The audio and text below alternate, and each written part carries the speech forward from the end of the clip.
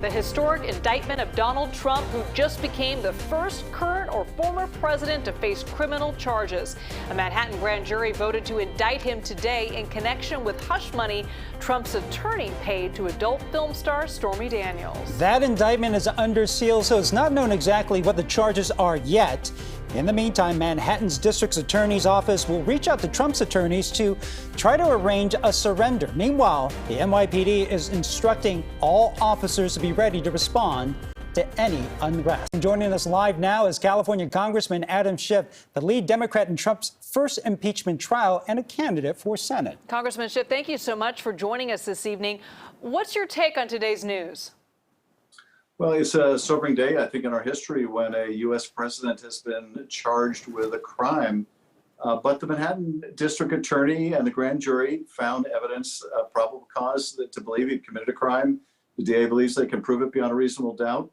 And if the rule of law is to apply to everyone equally, it has to apply to former presidents as it does to ordinary citizens. So I think it's a validation of the rule of law, and I think we need to let the courts and the jury decide this case. But I'm glad that the DA, if the evidence is there, feels that they follow the law, and that's what they should do. And the former president has previously predicted, quote, potential death and destruction, end quote, if he was indicted. That's a pretty extreme statement. And as we just mentioned, the full NYPD has been already asked to mobilize. So what's your reaction to this? How do you think this plays out? Well, you know, those are the kind of statements that he made in the run up to January 6th, and we saw the violence it led to. I hope and believe that the police and FBI and other law enforcement in New York are well aware of the dangers and are taking steps to protect the public. Sadly, though, this is right out of the Trump playbook, which is to threaten to unleash some kind of hell if he is held accountable. But we can't allow that to intimidate or interfere with the application of the law. If the justice system is to work in this country, it has to have only one standard for the rule of law. Anything less simply isn't democracy. I'm curious, though, do you see a potential downside for Democrats with all this? Could this end up creating more political division with these indictments and these charges, or are there bigger issues at play?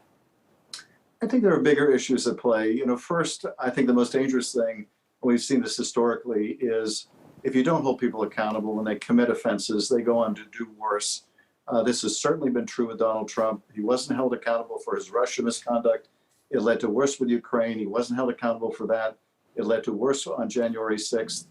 So if we're not going to breed disrespect for the law, we have to apply it vigorously, even-handedly, and that, I think, is what's going on here. In terms of how this cuts politically, you know, that to me is far less important than how this affects our justice system and the rule of law. I think you follow the law, you let the political consequences fall as they may.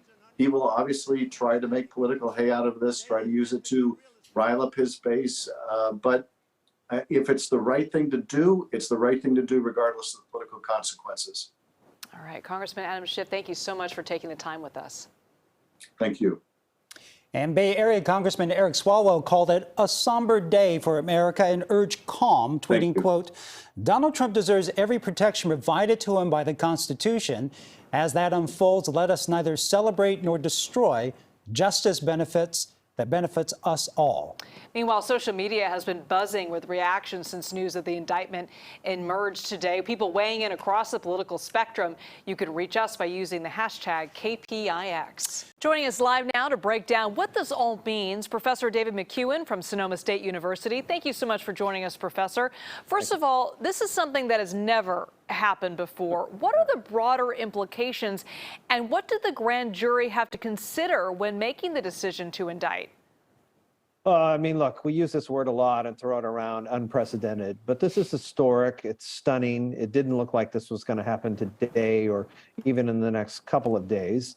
And the latest reports are out that there could be as many as 34 counts. That means it would likely extend beyond Stormy Daniels and what happened in that particular arena, which means before the grand jury that the DA Bragg was going through a whole series and litany of ideas and charges, or at least conditions that he wanted to bring forward. But you also have to remember, and it's going to be difficult to keep abreast of all of this, but look, there are investigations going on in 3 other states. You've obviously got what Jack Smith is doing on the federal side. This is the first, or the beginning of, if you will, of what potentially could be dozens of indictments, as he is the only announced and presumptive favorite to win the Republican nomination. That's a huge, huge deal. And there really isn't a Republican politician out there who can even challenge Donald Trump, which means he's going to make political hay of this while Democrats go crazy about whatever he says or does. Yes. Now, to be clear, as you mentioned, this is a state charge. It's not a federal one. So Right. What difference does that make in terms of the potential repercussions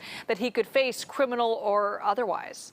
Yeah, I mean, look, the biggest kind of difficulty Donald Trump would likely face would be related to those secret documents and federal charges and federal sentencing minimums that go with that. With state charges, there's going to be a lot of negotiations. These are likely going to be more financially related, especially around taxes. And there have been other legal actors that have taken a pass on connecting federal campaign finance violations to what the former president and his attorney, Michael Cohen, did in the state of New York. You also have, obviously, what's going to happen or could come down in Georgia with influencing that state's outcome. So there's going to be this mix of federal and state charges. But the federal charges are really where the rubber is going to hit the road for the former president. That'll be much more difficult, but that's going to be longer ranging in that sense. But also, Liz, we don't know the full political effects of this yet. And we have to pay attention to that because there is, again, a plurality of votes out there in the Republican primary to nominate Donald Trump as their nominee. And he's never lost a Republican nomination to run for president in his party as well. Now, I know you don't have a crystal ball, but what do you see happening now with all these charges moving forward? How is this going to impact his campaign? Or do you think it's over? There's no way he could be president again? No, look, it's not over for Donald Trump. We thought it was over like 20 times ago, by various things that were going on. This is like an opening day like gift for politics in that crystal ball. And what you have to think about is he's going to raise money off this. He's going to use this. Democrats are privately worried that these are the weakest charges, and because they're the weakest charges, he could move forward and actually be emboldened. Republicans, however, have to think about their rationale. Republicans keep talking about this as being a political witch hunt, that these are it's a political persecution that's going on. But if there's going to be dozens of charges across multiple venues leading to potentially federal charges in those secret documents, that's going to be an argument that they're not going to be able to hold or weather. And while Donald Trump's done well within the Republican Party, he's also lost the popular vote in 2 national elections. That's also going on. So the political circumstances of this are a bit murky, but both parties are going to be out there front and center to kind of push the envelope. And Donald Trump's going to take full advantage of that, no doubt. Yeah, there's going to be lots more drama to come. All right, Professor David McCuan from Sonoma State University, thanks so much.